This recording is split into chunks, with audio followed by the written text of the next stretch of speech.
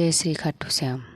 महाभारत काल में लगभग 5,500 वर्ष पहले एक महान आत्मा का अवतरण हुआ जिसे हम भीम पौत्र बर्बरीक नाम से जानते हैं।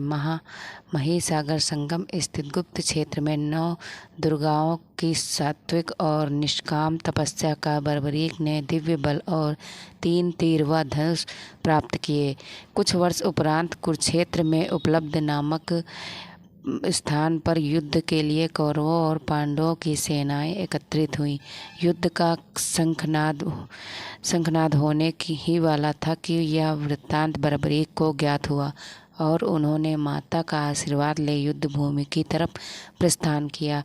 उनका इरादा था कि युद्ध में जो भी हारेगा उसकी सहायता करूंगा। भगवान श्री कृष्ण को जब यह वृत्तांत ज्ञात हुआ तो उन्होंने सोचा कि ऐसी स्थिति में युद्ध कभी समाप्त ही नहीं होने वाला। अतः उन्होंने ब्राह्मण का वेश धारण कर बर्बरीक का मार्ग रोककर उनसे पूछा कि आप कहाँ प्रस्थान कर रहे हैं। बर्बरीक ने अपना ध्येय बताया कि वह कुरुक्षेत्र जाकर अपना कर्तव्य निर्वाह करके, और इस पर ब्राह्मण रूप में श्री कृष्ण ने उन्हें अपना कौशल दिखाने को कहा। बर्बरीक ने एक ही तीर से पेड़ के सभी पत्तों को भेद दिया, सिवाय एक पत्ते के जो श्री कृष्ण ने अपने पैरों के नीचे दबा दिया था। बर्बरीक ने ब्राह्मण रूपी श्री कृष्ण से प्रार्थना की वह अपना पैर पत्ते के ऊपर से हटाए, वरना आपका पैर घायल हो सकता है। श्री कृष्ण ने अपना पैर हटा लिया। वह बर्बरीक से एक वरदान मांगा। बर्बरीक ने कहा, हे यजमान, आप जो चाहें मांग सकते हैं, मैं वचन का पूर्ण पालन करूंगा। ब्राह्मण रूपी श्री कृष्ण ने शीश दान मांगा।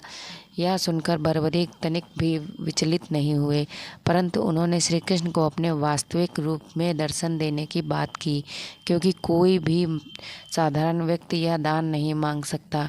तब श्री कृष्ण अपने वास्तविक रूप में प्रकट हुए। उन्होंने महाबली, त्यागी, तपस्वी वीर बर्बरीक को मस्तक रणचंडिका को भेंट करने के लिए मांगा और साथ ही वरदान दिया कि कलयुग में तुम मेरे नाम से जाने जाओगे, मेरी ही शक्ति तुम में निहित होगी, देवगण तुम्हारे मस्तक की पूजा करेंगे। जब तक यह पृथ्वी, नक्षत्र, चंद्रमा तथा सूर्य रहेंगे तब तक तुम लोगों के द्वारा मेरे श्री श्याम रूप में पूजनीय रहोगे। मस्तक को अमृत से सींचा और अजर अमर कर दिया। मस्तक ने संपूर्ण महाभारत का युद्ध देखा एवं युद्ध में निर्णायक भी रहे। युद्ध के बाद महाबली बर्बरीक कृष्ण से आशीर्वाद लेकर अंतर्ध्यान हो गए। बहुत समय बाद कलयुग का प्रसार बढ़ते ही भगवान श्याम के वरदान से भक्तों का उद्धार करने के लिए वह खाटू में चमत्कारी रूप में प्रकट हुए। एक गाय घर जाते समय रास्ते में एक स्थान पर खड़ी होकर चारों थनों से दूध भी धाराएं बहाती थी। जब ग्वाले ने यह दृश्य देखा तो सारा वृत्तांत भक्त नरेश खंडेला के राजा को सुनाया। राजा भगवान का स्मरण कर भाव विभोर हो गया। स्वप्न में भगवान श्री श्याम देव ने प्रकट होकर कहा, मैं श्याम देव हूँ।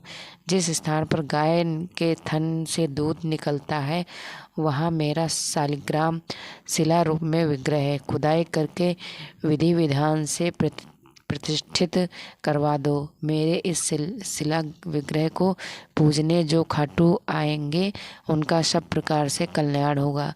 खुदाई से प्राप्त शिला रूप विग्रह को विधिवत शास्त्रों के अनुसार प्रतिष्ठित कराया गया। चौहान राजपूतों में नर्मदार कवर हुई है, जिन्होंने इस विग्रह को अंततायों के विध्वंस से बचाने हेतु झोपड़े में रखा एवं सेवा पूजा की।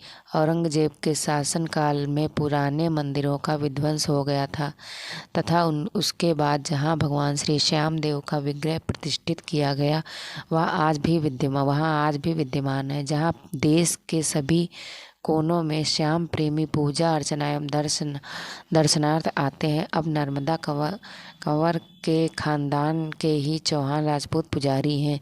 जय श्री श्याम। राधे राधे। आप लोगों को ये स्टोरी अगर अच्छी लगी हो तो प्लीज़ कमेंट करें, लाइक करें और सब्सक्राइब करें।